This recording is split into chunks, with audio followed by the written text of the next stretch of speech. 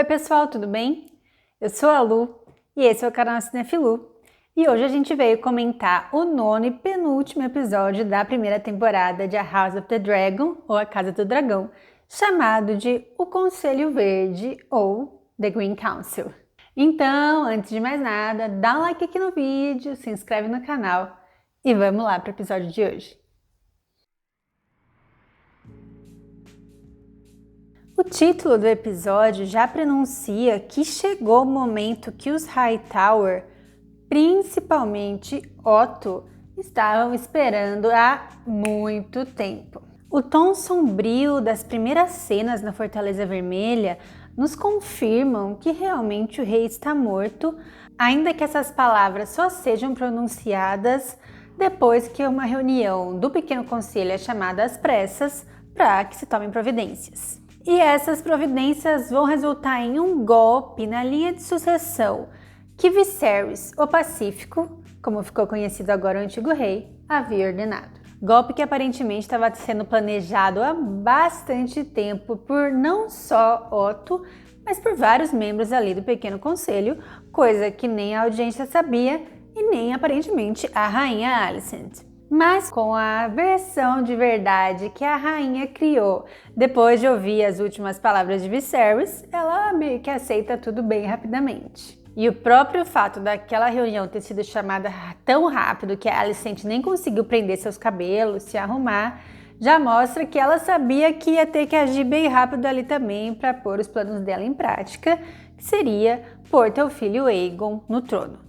A única coisa que ela aqui não concordava de toda essa trama política era o destino de Rhaenyra e sua família, que, segundo teu pai Otto, deveriam ser neutralizados, vamos dizer assim. Enquanto ela prefere uma atitude um pouco mais pacífica, sugeriu uma rendição ali para Rhaenyra e Daemon, né? Os dois dragões dos Targaryen. E um personagem que acaba não se dando bem é o mestre das moedas, Lord Beesbury, que foi o único a clamar sobre o absurdo dessa decisão e a traição que seria fazer essa mudança de coroação. E o detalhe interessante é que ele estava com uma roupa preta e vermelha, cor dos Targaryen. Só que ele é brevemente e brutalmente assassinado por quem? Criston Cole, que cada vez está mais odioso. E é mais um exemplo de como em Westeros assassinato político é terça-feira de manhã, assim, coisa super normal. E a outra baixa nas grandes cadeias de comando é que em Westeros vai ser o Lorde Comandante da Guarda Real, Sir Harold, que renuncia a seu cargo e vai embora, né? O único problema é que agora Criston Cole vai virar Lorde Comandante. E esses comportamentos e ganhos de Criston Cole são explicados por ele ter uma relação mais próxima com a rainha, mas talvez seja até mais próxima do que a gente imagina, segundo um diálogo entre eles deu a entender. A gente não viu nada, mas deu a entender. Agora, o que a gente viu é que Sir Larys Strong, o outro braço direito ali da rainha, tem sim uma relação um pouco diferenciada com ela, né? Em troca de informações que ele pode trazer para ela, vamos dizer que a Alicent quebra um pouquinho do decoro, da moralidade que ela diz defender e vai mostrar o pezinho lá para ele se divertir. Numa cena que tem um final constrangedor e que mostra, né, que sempre por trás de umas moralidades exageradas tem comportamentos assim que em público essas pessoas dizem odiar.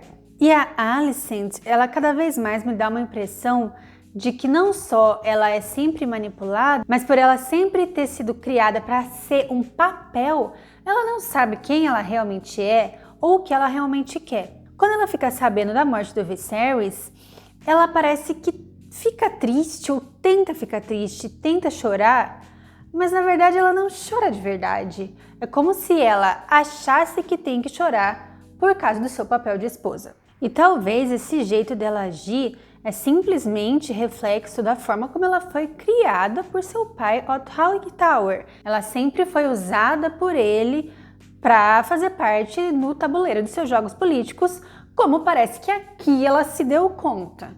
Não sei se antes ela sabia, mas fingia para si mesma não saber.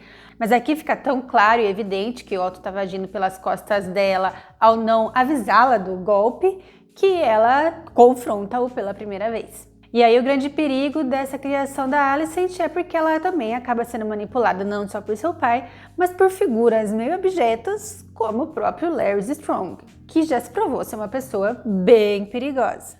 E que inclusive no diálogo dele com Otto Hightower, eu não sei nem se ele ficaria sempre fiel à rainha, caso Otto dê a ele maiores vantagens por sua lealdade. E aquela cena em que a Rhaenys joga na cara da Alicent essa manipulação que ela sofre, ou como ela sempre está orbitando em volta de homens e não sabe quem ela própria é muito interessante.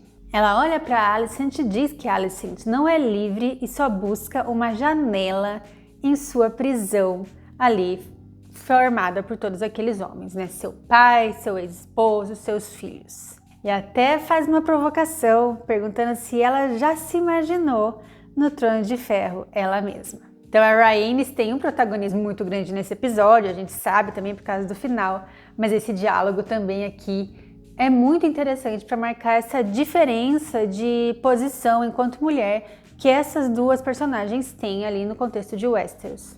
Apesar das duas terem sofrido, ainda que de formas diferentes, pelo patriarcado de Westeros, vamos dizer assim, já que Rhaenys não pode ser rainha por causa desses preconceitos patriarcais e Alicent está presa nos papéis tradicionais daquela sociedade para uma mulher de classe nobre. E enquanto Otto Hightower vai cuidando de estabelecer outros pilares para que a sucessão que eles querem aconteça, como fazer com que os lords que estão ali em Porto Real dobrem o joelho ao novo rei Aegon, a ruptura entre Alicent e seu pai continua na forma da busca por Aegon, o próprio, que simplesmente resolveu fugir da Fortaleza Vermelha por medo de virar rei. E para mim, o ponto um pouco mais fraco do episódio foi que essa trama envolvendo a busca do Aegon na cidade, tudo envolvendo ela, me pareceu um pouco corrida. Aquela descoberta daquelas brigas entre crianças, aquela coisa horrível ali que acontece na cidade e de possíveis filhos bastardos de Aegon que poderiam estar envolvidos, é bem forte e poderia ter sido mais utilizado, mas a gente descobre ela no mesmo episódio em que Mysaria, Lady Mysaria, que é a Verme Branco, que vai ter ali as informações para barganhar com Otto Hightower onde Aegon está, ela já usa esse poder da informação para tentar acabar com esses acontecimentos que a gente acabou de ficar sabendo que existem. E de novo, uma participação bem rápida da Lady Mysaria, né?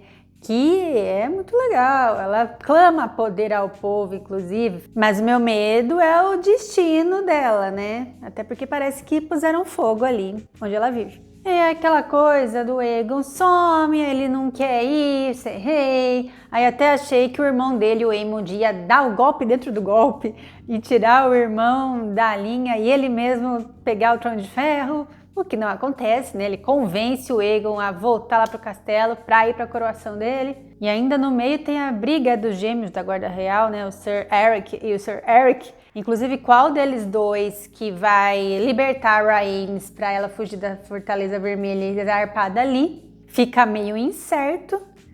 E para mim tudo isso acabou sendo um pouco confuso e um pouco rápido. Mas enfim, a gente chega ao momento da coroação de Aegon, com Aegon inseguro e choroso no começo. E essa coroação se dá no prédio do Fosso dos Dragões. Eu imaginei que fosse ser no septo. Não sei se fizeram aqui porque era uma tradição Targaryen ou para demonstrar poder ali para o povo, porque quanto mais pessoas conseguissem ver aquilo ali, talvez maior vai ser a manipulação política que os Hightower vão conseguir fazer ali, maior suporte popular que eles podem ter para esse rei. Sendo que a gente já tinha visto alguns episódios antes que essa população era um pouco tradicional, um pouco conservadora e já não achavam muito legal a ideia de ter uma rainha no poder. Lembra do episódio em que o Rhaenyra, ainda adolescente, vai passear com o Daemon lá na cidade e eles veem aqueles teatrinhos de marionete que eles tiram sarro da Rhaenyra? Mas também a série dá uma impressão de que a vida na cidade era totalmente descolada e deslocada da vida palaciana e das intrigas políticas ali existentes, né? Talvez a população nem saiba que aquilo ali se trata de um golpe. porque aquilo que rolava nas conversas há anos atrás, talvez nem estava mais na boca do povo naquele momento. Mas as pessoas acabam se convencendo, acabam gostando de ver, pelo menos por alguns minutos, a realeza próxima deles, né? Se sentindo um pouco mais seguro, Aegon acaba começando a gostar ali de se sentir importante. Começa a gostar do poder, de segurar aquela adaga histórica, de ter na sua cabeça a coroa de Aegon, o Conquistador. Mas no momento em que ele achou que ele ia ser rei e que ia ficar tudo bem, chega Rhaenys com sua dragão Meleis do Fosso dos Dragões, realmente quebrando aquele chão e causando uma confusão e fazendo a gente esperar pelo Dracarys mais desejado de todos os tempos. Mas apesar da polêmica da falta de Dracarys, quando a gente passa a emoção um pouco e a gente pensa um pouquinho, dá para entender os motivos da Rhaenys. Primeiro, que aquelas pessoas ali, queiram ou não, eram da família dela, né? E eram os filhos de seu primo Viserys, por quem ela tinha muito respeito e que respeitava muito Rhaenys também. Inclusive o fato dele ter dado voz a ela no episódio anterior, na questão das petições em relação a Driftmark, acho que reforçou ainda mais o respeito dela por Viserys. Além disso, será que um golpe de estado, um golpe na sucessão justificaria ela assassinar todas aquelas pessoas ali? Talvez ela teve esse pico de moralidade também. Mas eu acho que mais do que tudo isso, a grande prejudicada com todos aqueles acontecimentos ali é Rhaenyra. Rhaenys provavelmente quis dar a Rhaenyra o direito de decidir qual seria o destino das pessoas que estavam usurpando o seu trono. Talvez se a Rhaenys fosse lá, mandasse o Dracarys e queimasse todo mundo, a própria Rhaenyra não gostaria dessa atitude. Porque se a Rhaenyra é a rainha, agora que Viserys está morto, ela deveria tomar as decisões. Rhaenys tomando uma decisão por cima dela estaria desobedecendo ou desrespeitando a própria rainha. E sendo Rhaenys a rainha que não foi, porque foi desrespeitado seu direito, provavelmente ela não quis que o mesmo acontecesse com sua sobrinha, apesar de todas as desconfianças e ressentimentos que Rhaenys tem com Rhaenyra. Então é isso, gente. Rhaenys, além de ter jogado umas verdades na cara da Alicent, ter chegado com o dragão lá e ter mostrado que agora é guerra e que os Hightower não vão ter tanta paz assim, ainda conseguiu manter a cabeça fria e não causar mais uma tragédia ali e deixar que Rhaenyra decida o que ela vai fazer no próximo episódio. E se ela já era minha personagem preferida, acho que agora só reforçou ainda mais. Então é esse meu comentário de hoje. Quero saber o que vocês acharam do episódio também. Deixe um comentário aqui. Muito obrigada por seguir até aqui comigo. Se vocês gostaram do vídeo, deixem um like, por favor. E semana que vem tem o último episódio dessa primeira temporada. O que será que vem por aí, hein? Então é isso. Até a próxima.